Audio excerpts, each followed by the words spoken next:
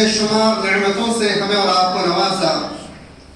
بعدہ لاکھوں کروڑوں درود و سلام ہو تمام انبیاء علیہ الصلوۃ والسلام پر، خصوصاً آخری نبی تاجدار مدنی جناب محمد اکرم صلی اللہ علیہ وسلم پر. اللهم صل على محمد وعلى آل محمد كما صليت على إبراهيم وعلى آل إبراهيم إنك حميد مجيد. اللهم بارك على محمد وعلى آل محمد كما باركت على إبراهيم وعلى آل إبراهيم إنك حميد مجيد.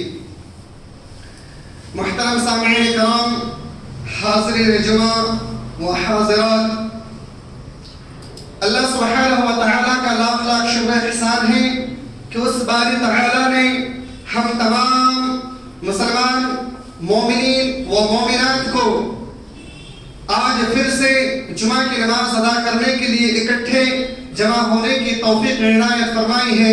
اللہ رب العالمین ہم تمام لوگوں کی لغزشات کو اور گناہوں کو معاف فرمائے اور درگزر فرمائے، آمین.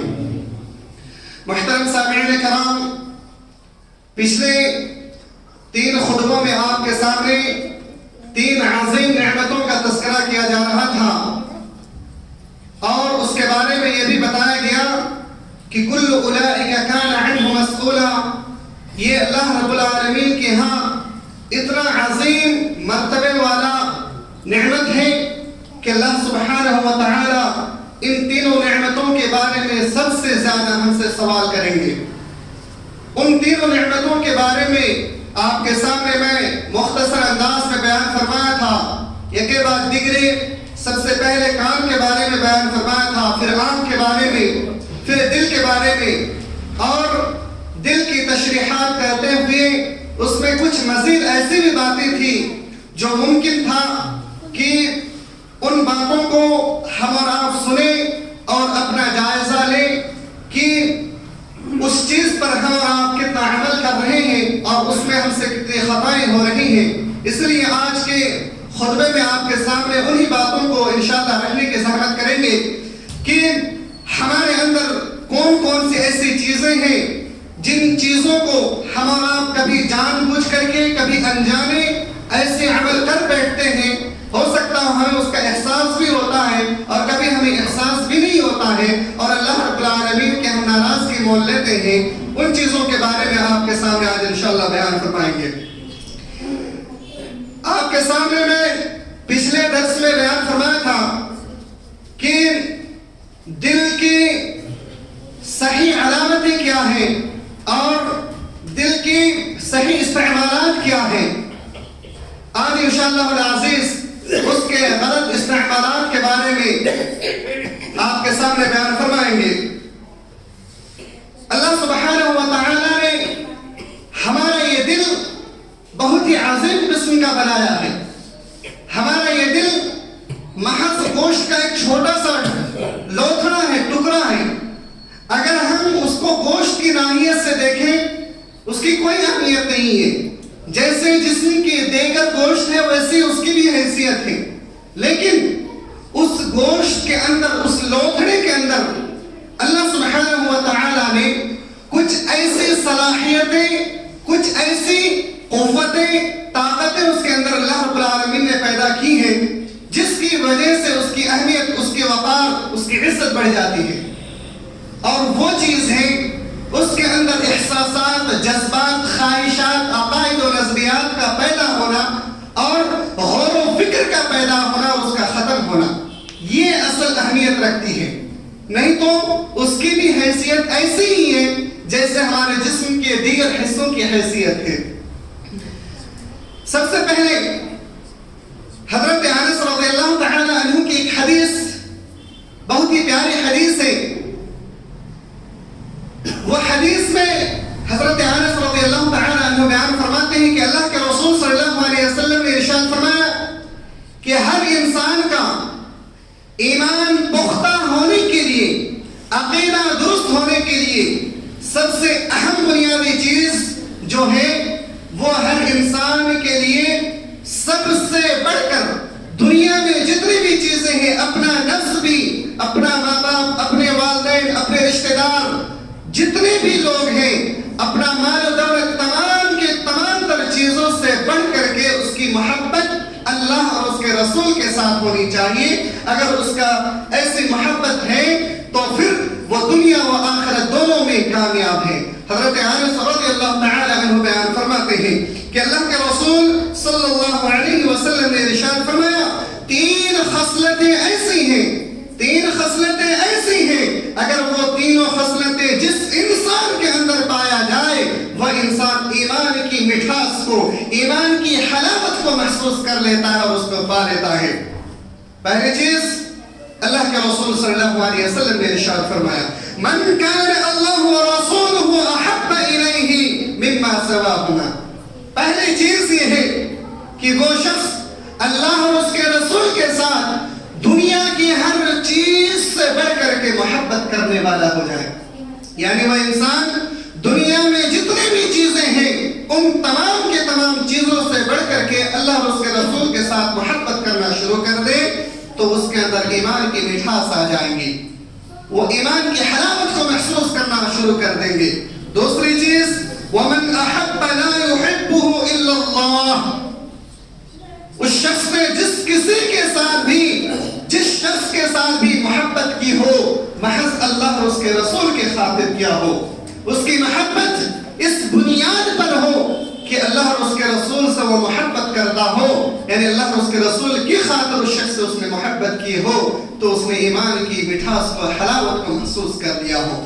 اس شخص سے آپ کو ذاتی دشمنی ہو سکتا ہے, اس شخص سے آپ کے کاروبار میں آپ کے بزنس میں کوئی نقصان ہو سکتا ہے, لیکن اللہ اور اس کے رسول کے لیے اس شخص سے محبت کرنا آپ کے لیے ضروری ہے. اگر آپ اس سے محبت نہیں کرتے ہیں تو آپ ایمان کے مٹھاس کو حلاوت کو نہیں پا سکتے ہیں. اس کے بعد تیسری چیز ہے وَمَن يَكْرَهُ أَن يَعُودَ فِي الْكُفْرِ بَعْدَ أَنْ أَنْقَذَهُ اللَّهُ مِنْهُ كَمَا يَكْرَهُ أَن يُلْقَىٰ فِي النَّارِ. کوئی بھی شخص اسلام میں داخل ہونے کے بعد وہ کفر میں داخل ہونا ایسا ہی ناپسند کرتے ہو جیسا کہ وہ آگ میں داخل ہونا ناپسند کرتے ہو. کوئی شخص چاہے گا کہ میں آگ میں داخل ہو جاؤں, کوئی شخص چاہے گا کہ میں آگ میں ڈال دیا جاؤں, کوئی شخص چاہے گا کہ بھڑکتی ہوئی آگ کے اندر مجھے ڈال دیا جائے اور مجھے جلا کر کے راکھ کر دیا جائے. کوئی ایسا انسان نہیں ہے جو آگ میں جلنے کو تیار ہو جائے. تو وہ انسان ایسے ہی ناپسند کرے اسلام میں داخل ہو جانے کے بعد پھر سے اسلام سے پھرنا, یعنی اپنی منمانی زندگی گزارنا اور اسلام کے برعکس دوسرے مذاہب کو اپنا کر کے اس پر زندگی گزر بسر کرنا, ایسے ہی وہ ناپسند کرتا ہوں. یہ 3 خصلتیں ہیں. جس شخص نے ان تینوں خصلتیں اپنا لی, جس شخص کے اندر یہ تینوں خصلتیں موجود ہوں گویا کہ وہ ایمان کی حلاوت کو پا لیتا ہے, ایمان کی مٹھاس کو پا لیتا ہے. اس کے بعد دوسری علامت جو اس میں ہے کہ آپ کا دل اللہ رب العالمین کے خوف سے ڈرتا ہو, خشیت الہی سے آپ کا دل لرز اٹھتا ہو. جب بھی اللہ کا نام لیا جائے اور جہنم سے ڈرایا جائے تب فوراً آپ کا دل ڈر کر کے خوف زدہ ہو جائے اور آپ کا دل بہت ہی زیادہ غمگین ہو جائے اور اللہ کا خوف اپنے دل میں سما لے. اللہ سبحانہ و تعالی قرآن الحکیم کے اندر ارشاد فرماتا ہے ان الذین یخشون ربهم بالغیب.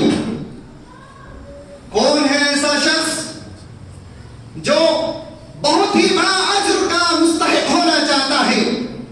اگر ہم اور آپ کہیں کہ فلاں جگہ جانے سے آپ کو بہت سارا روپیہ مل سکتا ہے, دولتیں مل سکتی ہیں, ہم میں سے بھلا کوئی شخص ہے کہ اس کا انکار کر دے؟ ہرگز نہیں. اگر ہمارے سامنے کہہ دے آج صبح 8 بجے اگر آپ کو بھوپال کی شہر جہانگیر آباد پہنچنے کے بعد اگر 8 بجے ہم اور آپ حاضری دیتے ہیں تو وہاں جیسے ہی ہم پہنچیں گے ہمیں 1 لاکھ روپیہ ہمیں انعام میں مل جائے گا. کون ہے وہ شخص جو وہاں پر پہنچنا نہ چاہتا ہو؟ یقیناً ہر شخص وہاں پہ پہنچنا چاہے گا. کہ کیوں؟ کیونکہ بغیر کسی محنت کے, بغیر کسی مشقت کے وہ انسان 1 لاکھ روپے کو پالے گا.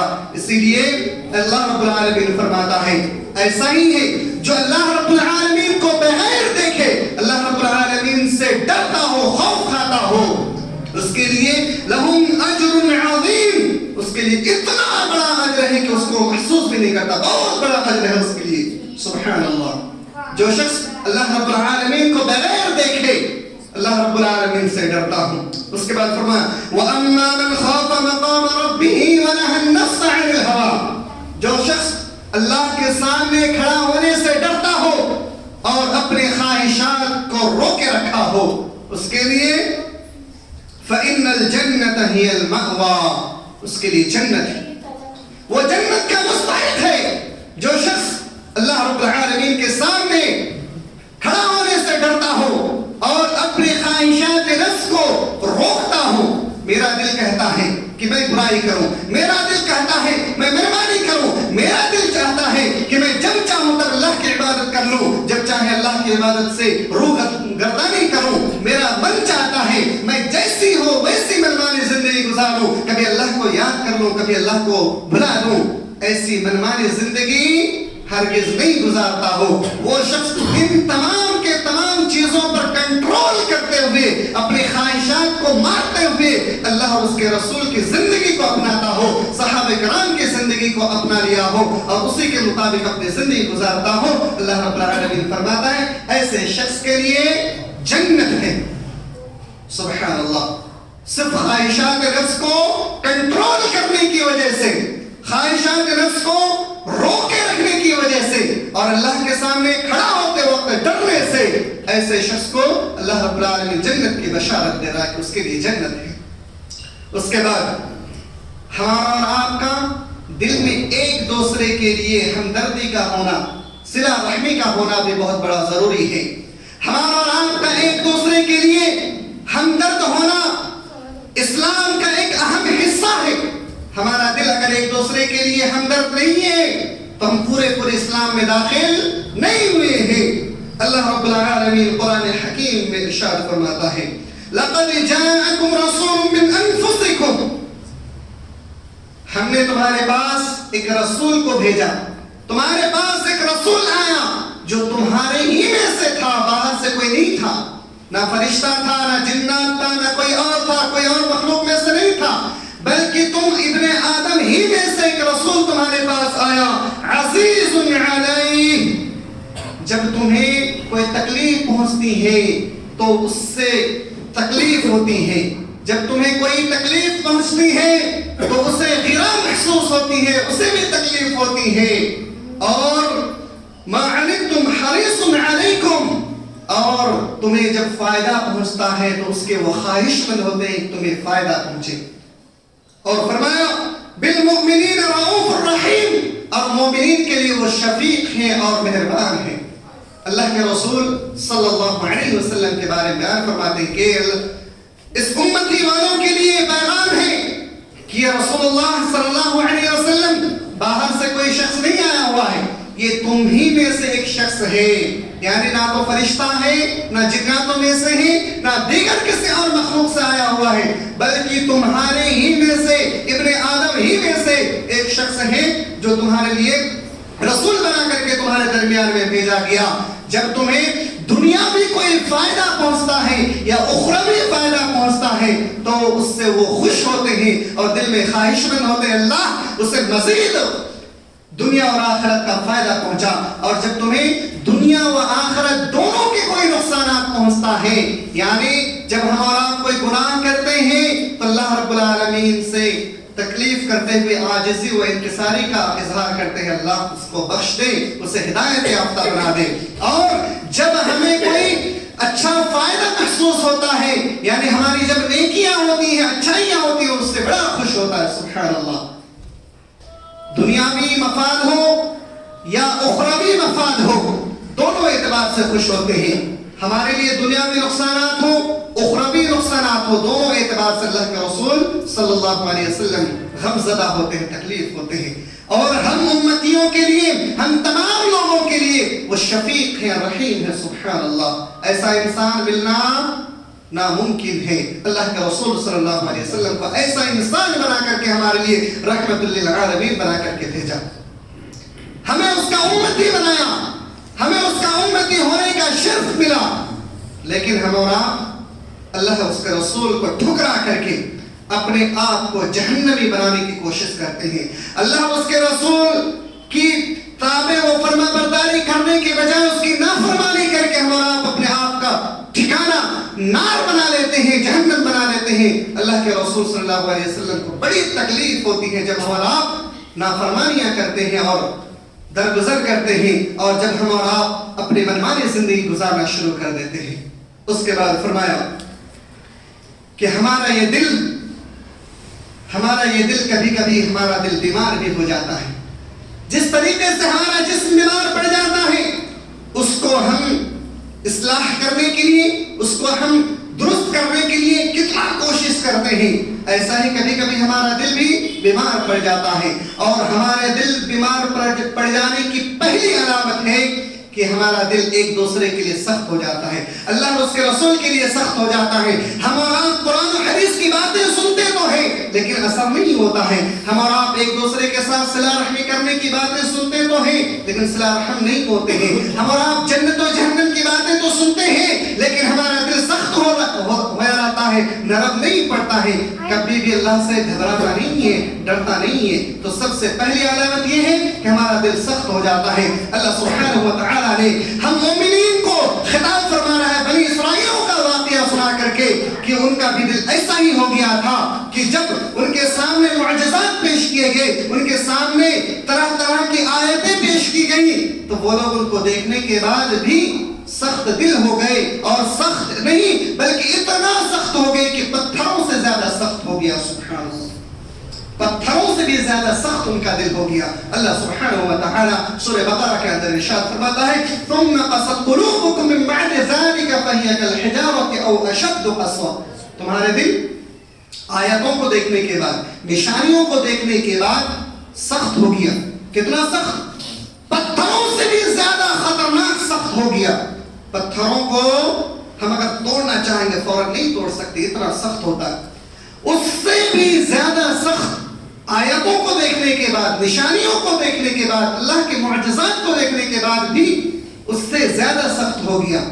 بنی اسرائیل کے سامنے آپ گائے کا واقعہ جانتے ہیں، جب قتل کر دیا گائے کا معاملہ سامنے آ گیا، ساری چیز دودھ کا دودھ پانی اور پانی کا پانی الگ ہو گیا، اس کے باوجود بھی وہ لوگ اللہ کی نشانیوں کو دیکھنے کے بعد پھر سے اس کا دل سخت ہو گیا اور وہی منمانی زندگی گزارنی شروع کر دی، وہی حد دھرنی شروع کر دی۔ یہ آیت کریمہ ان کا مثال دینے کے بعد اللہ رب العالمین مومنوں کو خطاب فرما رہا ہے کہ ان کا دل پتھروں سے بھی زیادہ سخت ہو گیا۔ حالانکہ پتھروں میں سے تو کچھ ایسے بھی پتھر ہیں وَإِنَّ مِنَ الْحِجَارَةِ لَمَا يَتَفَجَّرُ مِنْهُ الْأَنْهَارُ، بعض دفعہ اللہ کے خوف سے ڈر کر کے پھٹ پڑتا ہے، اس سے پانی بہنا شروع ہو جاتا ہے۔ سبحان اللہ، پتھر پھٹ پڑتا ہے اللہ رب العالمین کے خوف سے۔ اور ان میں سے بعض پتھر ایسے ہیں وَإِنَّ مِنْهَا لَمَا يَشَّقَّقُ فَيَخْرُجُ مِنْهُ الْمَاءُ، اس پتھروں سے پھٹ کر کے اس سے پانی نکلتا ہے۔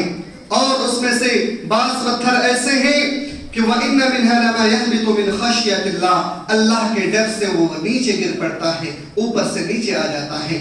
تو اللہ کے خوف سے یہ پتھروں کا معاملہ ہے، لیکن ہمارا دل اتنا سخت ہو جاتا ہے۔ وہی میں نے آپ کو شروع میں کہا کہ ہمارا اس دل کی اگر اس میں ایک چیز نہ ہو تو ہمارا دل جسم کے دیگر گوشت کی طرح ہے۔ وہ چیز کیا ہے؟ اس کے اندر سوچنے سمجھنے کی صلاحیت اگر نہ ہو تو ہمارا جسم کی دیگر گوشت کے ٹکڑے کی طرح اس کی بھی حیثیت ہے۔ لیکن یہی وہ دل ہے، بظاہر دکھنے میں تو گوشت کا لوتھڑا ہے لیکن اس کے اندر اللہ رب العالمین نے سوچنے سمجھنے کی طاقتیں دی ہے، اسی لیے اس کی یہ مقام و مرتبہ ہے۔ یہی وہ دل ہے، بظاہر دکھنے میں گوشت ہے لیکن اللہ رب العالمین سے اتنا سخت نفرت کرتا ہے کبھی کبھی کہ پتھروں سے بھی زیادہ سخت ہو جاتا ہے۔ پتھروں کو توڑنا تو ممکن ہے لیکن ہمارا دل کو پگھلانا ممکن نہیں ہوتا ہے۔ ہمارے دلوں میں ایک دوسرے کے لیے محبت کو جگانا ناممکن ہو جاتا ہے۔ یہی ہمارا دل ہے میرے بھائیوں، اس لیے ہمارے دل کو نرم کرنا سیکھیں۔ اس کے بعد ہمارے دل کے بارے میں ہے کہ ہمارا دل کبھی کبھی بعض گناہ ایسے ہیں جسے دیکھنے کے بعد شرمندہ ہو جاتا ہے۔ وہ اللہ کے رسول صلی اللہ علیہ وسلم بیان فرماتے ہیں کہ تم لوگوں میں ایک چیز پہلے کے نبیوں کے کلام میں سے ایک چیز باقی رہ گئی ہے، وہ یہ کہ جب کسی کو کے اندر شرم و حیا ختم ہو جائے تو وہ انسان اس کو کہتے ہیں ماں فصنع ما شئتا، تمہاری مرضی، اب تم جو چاہو کرو. یعنی انسان کے اندر سے، انسان کے دل سے جب شرم و حیا ختم ہو جائے، انسان کے دل سے جب شرم و حیا بالکل ہی نیست و نابود ہو جائے، تو وہ انسان پھر جیسا چاہے جو چاہے وہ منمانی زندگی گزارتا ہے. اس کے سامنے کسی کی نہ تو عزت ہوتی ہے، نہ وہ خود کی وہ عزت کرنا سیکھتے ہیں. اس کے سامنے کچھ بھی صحیح کچھ بھی غلط کچھ محسوس نہیں ہوتا. دھڑلے سے بے لگام زندگی گزارنے کی کوشش کرتا ہے، ویسی زندگی گزارتا ہے. اس کے بعد ایک اہم حدیث آپ کے سامنے اللہ کے رسول صلی اللہ علیہ وسلم بیان فرماتے ہیں، ہم تمام لوگوں کا معاملات آپس میں درست رکھنا بھی اسلام کا ایک حصہ ہے. جب کوئی معاملات بگڑ جائے، جب ہمارا معاملات آپس میں کسی وجہ سے انبن ہو جائے، کچھ لوگ کچھ فیصلے، کچھ لوگ کچھ فیصلے، کچھ لوگ کچھ مشورہ، کچھ لوگ کچھ مشورہ کریں، معاملہ بگڑ جائے، ایسے وقت میں ایک انسان کو چاہیے ان دونوں کے درمیان میں صلح کرائے. اللہ کے رسول صلی اللہ علیہ وسلم ارشاد فرماتے ہیں، حضرت ابو درداء رضی اللہ تعالی عنہ حدیث کے راوی ہیں، بیان فرماتے ہیں اللہ کے رسول صلی اللہ علیہ وسلم نے بیان فرمایا، الا انبئکم بدرجۃ افضل، کیا میں تمہیں ایک ایسی عبادت کے بارے میں نہ بتاؤں، ایسے درجات کے بارے میں نہ بتلاؤں جس کا مقام و مرتبہ افضل من الصلاۃ، نماز سے بھی بڑھ کر ہے، والصیام، روزے سے بڑھ کر ہے، والصدقات، اور صدقات سے بھی بڑھ کر ہے. سبحان اللہ، ایسی کون سا عمل ہے، ایسا کون سا کام ہے جس کو کرنے سے انسان کا درجہ اتنا بلند ہو جاتا ہے کہ نماز، روزہ، صدقات سے بھی بڑھ کر کے اس کا معاملہ ہو جاتا ہے، درجہ ہو جاتا ہے. غور کرنے کی بات ہے میرے بھائیوں. اللہ کے رسول صلی اللہ علیہ وسلم کی بات صحابہ کرام نے جو سنی، صحابہ کرام میں ہلچل مچ گئی کہ اللہ کے رسول کیوں نہیں؟ قالوا بلا، اللہ کے رسول کیوں نہیں، ضرور ہمیں بتائیے وہ کون سا عمل ہے. اللہ کے رسول صلی اللہ علیہ وسلم نے ارشاد فرمایا، صلاح ذات البین، صلاح ذات البین، آپس کے معاملات کو درست رکھا کرو. سبحان اللہ، آپس کے معاملات کو درست رکھا کرو. وفساد ذات البین، جب دو لوگوں کے درمیان میں فساد ہو جائے تو ہی الحالقہ، وہ موڑ دینے والی ہے، یعنی وہ اسلام سے موڑ دیتی ہے. معلوم ہوگا کہ اسلام جب دو لوگوں کے اندر فساد ہو جائے، دو لوگوں کے اندر بگاڑ پیدا ہو جائے، تو تیسرا شخص کو کیا کرنا چاہیے؟ ان دونوں کے درمیان میں صلح کرانی چاہیے. ان دونوں کو چاہیے کہ اپنا معاملات کو صلح کرا لے، درست کرا لے. کیوں صلح کرا لے؟ اگلی حدیث سے اس کی تائید ہوتی ہے. حضرت انس بن مالک رضی اللہ تعالی عنہ بیان فرماتے ہیں، اللہ کے رسول صلی اللہ علیہ وسلم نے ارشاد فرمایا، لا تباغضوا ولا تحاسدوا، لا تباغضوا، آپس میں ایک دوسرے کے لیے بغض نہ رکھو، ولا تحاسدوا، ایک دوسرے سے حسد نہ کرو، ولا تدابروا، ایک دوسرے سے تعلقات کو ختم مت کرو، تعلقات کو ختم مت کرو. وَكُونُوا عِبَادَ اللَّهِ إِخْوَانًا، اے اللہ کے بندو تم سب کے سب ایک دوسرے کے لیے بھائی بھائی بن جاؤ. سبحان اللہ، ایک دوسرے کے لیے بھائی بھائی بن جاؤ. وَلَا يَحِلُّ لِمُسْلِمٍ، کسی بھی مسلمان شخص کے لیے حلال نہیں ہے، جائز نہیں ہے، أَن يَهْجُرَ أَخَاهُ، یہ کہ وہ اپنے بھائی کے لیے دل میں نفرت رکھے. کون سی نفرت؟ فَوْقَ ثَلَاثَ لَيَالٍ، 3 رات سے زیادہ، 3 دن سے زیادہ. میرے بھائیوں، جب آپس میں کوئی معاملہ بگڑ جائے، آپس کا معاملہ کسی وجہ سے انبن ہو جائے، آپ کا کچھ مشورہ، آپ کا کچھ مشورہ، آپ کی کچھ باتیں، ہماری کچھ باتیں، گھروں کا معاملہ، دو بھائیوں میں آپس سے اختلافات ہو گیا، یا پھر کسی ایسی جگہ میں جہاں پہ آپ لوگ 10 لوگ مل کے رہ رہے ہو، کسی معاملے میں آپس میں اختلاف ہو جائے، تو تیسرا شخص کو چاہیے کہ آپس کے معاملات کو درست کرائے، اور دونوں لوگوں کو چاہیے کہ آپ بھی اپنی اپنی اصلاح کر لیں. اگر اپنی اصلاح کر لیتے ہیں تو نماز، روزہ اور صدقہ سے بڑھ کر کے اس کا درجہ ہے. نہیں تو میرے بھائیوں، آپ کا یہ اعمال جو ہے وہ بھی کمتر ہو جاتی ہے اس کے مقام میں، اس کے بنسبت. اگر آپ کے درمیان میں فساد ہو جاتی ہے تو دین سے آپ ایسے ہی مڑ جاتے ہیں جیسے آپ کا یہ فساد آپ کے اندر پیدا ہو جاتی ہے. میرے بھائیوں اس لیے فساد جب ہو جائے, آپس کا معاملہ خراب ہو جائے, بگڑ جائے, تو ایک دوسرے کے ساتھ اس کو صلح کرنے کی کوشش کریں, ایک دوسرے کی اصلاح کرنے کی کوشش کریں, اور ایک پلیٹ فارم پر چلنے کی کوشش کریں, ایک جماعت ہو کر کے چلنے کی کوشش کریں. جب جماعت کو ترک کر دیں گے, چھوڑ دیں گے, میرے بھائیوں آپس میں دل میں بغض, حسد اور کینہ کپٹ بھر جائے گا, اور پھر دھیرے دھیرے ایک دوسرے کے لیے نفرتیں کرنا شروع کر دیں گے, اور ایک دوسرے سے دھیرے دھیرے دور چلے جائیں گے, حتیٰ کہ اللہ رب العالمین سے بھی دور ہو جائیں گے. اس لیے میرے بھائیوں اللہ کے قریب ہونے کے لیے, اللہ کا مقرب بندہ ہونے کے لیے ضروری ہے کہ ایک دوسرے کے ساتھ صلہ رحمی کا معاملہ اختیار کریں, اپنے دل کو نرم بنائیں. اللہ رب العالمین ہم تمام لوگوں کو جو بھی باتیں آج کے خطبے میں کہی گئی ہیں, ان تمام باتوں پر اگر قرآن و سنت کی روح سے ہے, یا اللہ اس کو قبول فرما اور اس پر ہم تمام لوگوں کو عمل کرنے کی توفیق عطا فرما. یا اللہ جانے انجانے میں کوئی ایسی الفاظ زبان سے نکلی ہو جو قرآن و سنت کے روح سے نہ ہو, اگر اپنی جانب سے یا اللہ اس کے درگزر فرما. یا اللہ ہم سب کو جب تک باحیات رکھ تب تک ہمارے دل کو نرم رکھنے کی توفیق عطا فرما. یا اللہ ہمارے ایک دوسرے کے معاملات کو درست رکھنے کی بھی توفیق عطا فرما. یا اللہ ہمارے گھروں کی اصلاح کرنے کی توفیق عطا فرما. یا اللہ ہماری جماعت کی اصلاح کرنے کی توفیق عطا فرما. یا اللہ ہم سب کو ایک ساتھ ایک جھوٹ ہو کر کے ایک ساتھ چلنے کی بھی توفیق عطا فرما. یا اللہ آج جس طریقے سے تیرے دربار میں ہم ایک ساتھ اکٹھے جمع ہوئے ہیں, یا اللہ کل میدان محشر میں بھی ہم سب کو ایک ساتھ اکٹھے جنت میں ہم سب کو اعلیٰ مقام عطا فرما. آمین. تقبل یا رب العالمین. سبحان ربک رب العزة عما یصفون وسلام علی المرسلین والحمد لله رب العالمين.